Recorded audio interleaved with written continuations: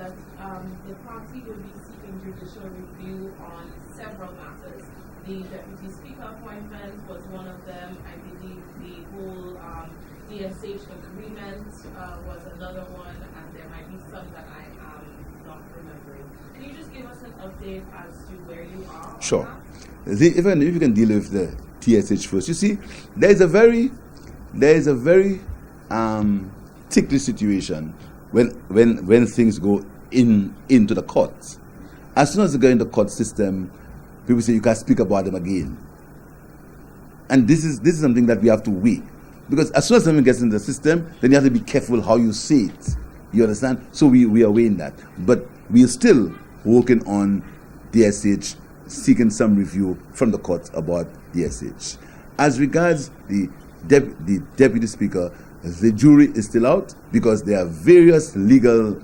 We've sought several opinions, and some of the opinions say that the court will tell you, let the Parliament appoint the Deputy Speaker.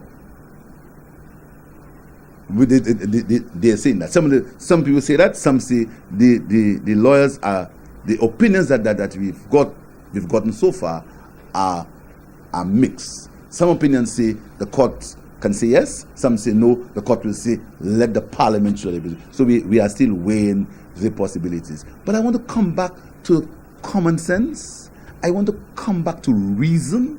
I want to come back to men being reasonable and say to the government, the precedent says that you must appoint the Deputy Speaker. You've seen what has happened. And again, as a woman, women should take on that call. Look at how women in society are being treated. Look at how the Deputy Speaker is being treated. She's a woman. Look how the ex-Governor General is treated. I just want to stay on this question of the Deputy Speaker for a minute. The Constitution of St. Lucia speaks very clearly that there shall be a Deputy Speaker appointed. Currently, we have existed for months on end without the Parliament being so constituted. Given that you're saying that legal opinions are still mixed as to they are mixed, yes. how to move forward. Mixed as to how the court will rule. How the court will rule. Yes. And you say you're still weighing that. Should it or why are you still weighing? And why not take it to the court, have the court rule, and then the court's decision guide your action one way or the other? Because as it pertains right now, the country is up in the air. We are in a constitutional crisis. I think that it's safe to say, because our parliament is not operating as per the Constitution.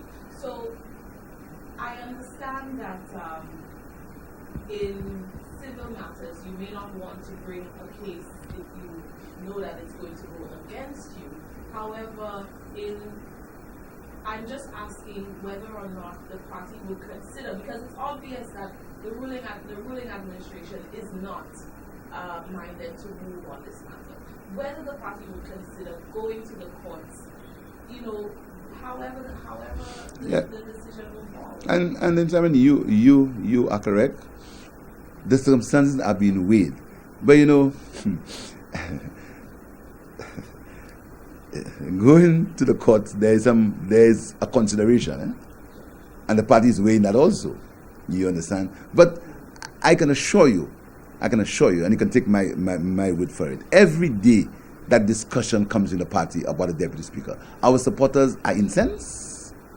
There's somebody of that says we should not go to Parliament. You've heard so before. Somebody saying, why are you all going to Parliament? But you can imagine us not in Parliament. You think you'd have heard what's happened to the CIP if you were in Parliament? You can imagine what happened if I did not make the DSH document a document of the House. You can imagine the opposition not in Parliament. How a certain minister, how a certain parliamentarian would get away with the things that he's getting away with now, even now. You can imagine not being in Parliament and people talking about being investigated on the money laundering authority that don't exist. And I'm surprised. And gentlemen and leaders of the press, I don't want to be to tell you what to do. But I would really like you to ask Minister Guy Joseph, what is the status on the end of the investigation under the money laundering authority that he said was initiated by the Labour Party government? What is the status of that investigation? The money laundering and what authority? Terrorism. Money laundering terrorism authority, MLATE.